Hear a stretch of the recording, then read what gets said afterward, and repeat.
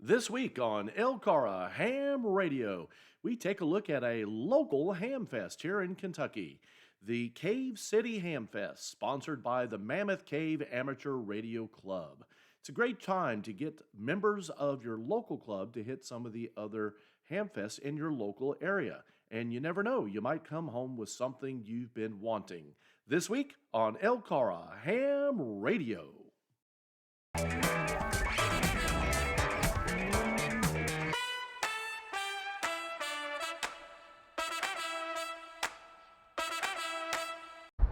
Well, I'm KY4BDP Brian, I'm Chris, KY4CKP. and we're at our local, pretty local HAMfest. This is the Cave City HAMfest. We've been here before, and we wanted to come not only to show our support, but see what is going on with the local HAMfest. Yeah, it's, I believe, partially back inside again this year, and so we're excited about that. Looks like there's a pretty decent crowd, although not too bad of a crowd last year, and so we're about to go in and check it out. Sorry about the little wiggle there on the camera. We're a little bit of wind out here. But yeah, we're going to go inside and see what we got going on this year. Cave City HAMfest here in Kentucky.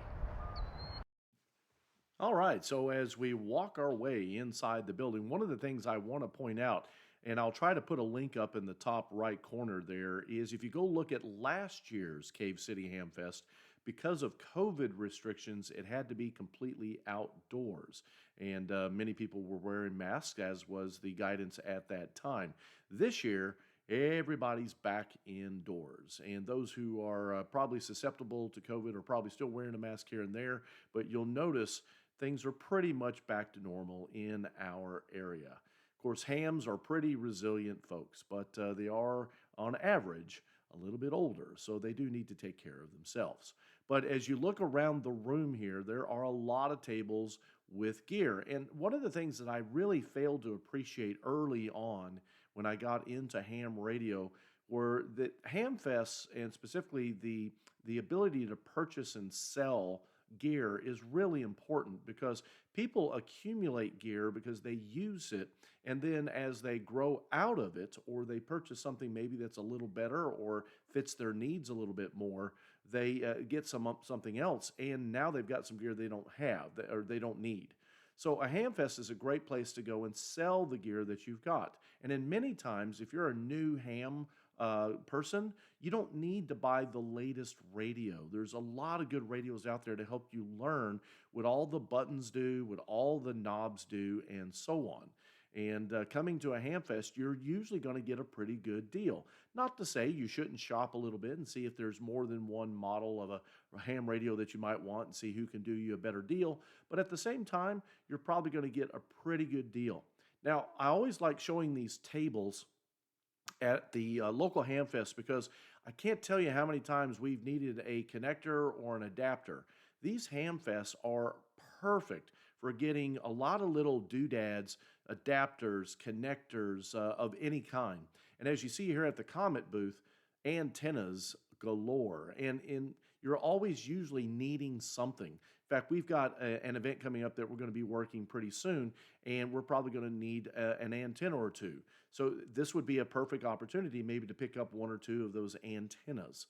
And as you continue to walk around, you get a real feel for, the people that are in your hobby. And in some cases, you will make friends as you walk around the room, and you will see people that you've seen before. Here's a booth that is crafts. You will see crafts many times at these HAMfests as well. It's not always about the gear. We had t-shirts and some others, and then there's almost always somebody who does caps and shirts with your call sign on them. I think that's pretty cool as well, especially when you're new in the hobby. And now we're looking at some chests here where you can hold some of your electronics. I know my Elmer, AC4DM, he's got just shelves and shelves and shelves of those kinds of chests with parts galore. As we go down some additional shelves, you can see KY4CKP there in front. And all I'm trying to do here is just, take a look. What is the diversity of gear that you might come across? You've got a lot of ham stuff, obviously, but sometimes you come across things that are not just specifically for ham. Laptops, hard drives, USB drives, things on the computer side of things. Plus, you might even come across just old FM radios, old AM radios that have been restored. This is a great place to come to find radios that are restored if you're looking for an older model to put on your shelf to kind of act as a little mini museum. So as Chris continues to walk along, like I said, there's just a lot of stuff here. A lot of people would look at a HAMfest like this and some of these tables and say, wow, that's just a lot of junk.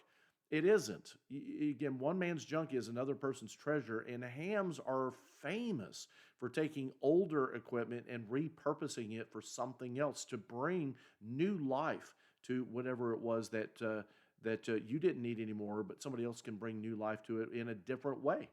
Here's the comment booth from the other side, and we're looking at connectors and adapters here. And I even bought 2 or 3 of the the 239 adapters, barrel connectors. I'm always needing those. I can't seem to find one when I need it. And cables galore, Anderson power cables of different lengths, cable, raw in, so you can make your own cables. Here we've got some battery-operated equipment, multimeters. If you're a ham, you're almost always going to have a multimeter handy so you can check voltages and things.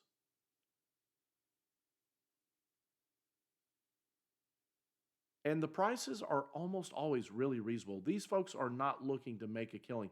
They would rather sell a lot of something than to have to take it back home. So a lot of times you're going to get really good deals. Sometimes they've come across, they got 12 of something, and you can pick up 1 or 2, like jeweler screwdrivers, things like that. There were some of the cables, and then a quick zoom here on the banner. Mammoth Cave Amateur Radio Club, we salute you for putting on this HAMfest.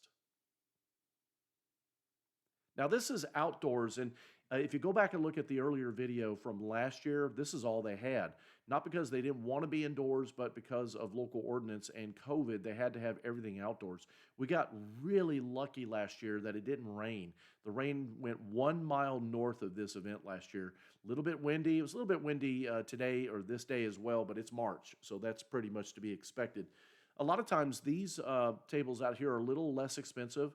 And again, you're looking for that one thing that it's hard to find. It might be a voltage meter. It might be a part or a vacuum tube that you need for something that's older that used to run on tubes, for instance. You'll sometimes see some of those home-built antennas as well. A lot of the vintage stuff out here on some of these tables. And again, a lot of these folks are willing to do a trade or a deal because they'll just have to load all this up again, and that's tiresome. So they would rather sell as much as they can than actually have to take it home. We've had a couple of members get a hold of some power supplies. They didn't work, so you get them on a great deal, and then you repair them.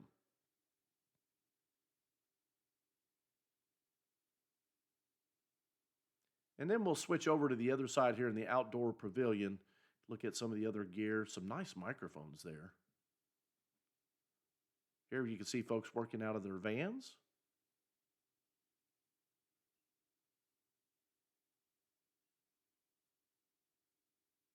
One of these days, I'm going to get one of these older radios for a specific band and just mess with it a little bit. And here we actually have a tower. Our club's actually looking for a tower that we can take up and down quickly with MCOM Junior. We just happened to see this and wanted to include it in the video. So to kind of summarize, folks, the reason we put this video out, it's a HAMfest. It's a local HAMfest. What does it mean to you watching this video? There's probably a local HAMfest in your area, and you really need to go to these. Support your local clubs. These are put on by a local club. It doesn't have to be your club. And it also gets you out there socializing. It allows you to make new friends. This is a quick picture that we took.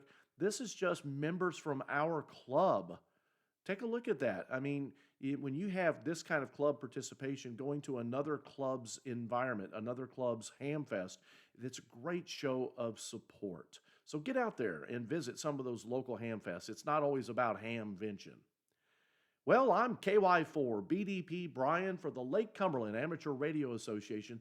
Thanks for dropping by. I hope you enjoyed the video. Get out there, visit some of your local HAMfests, and we'll see you in the next video. 73.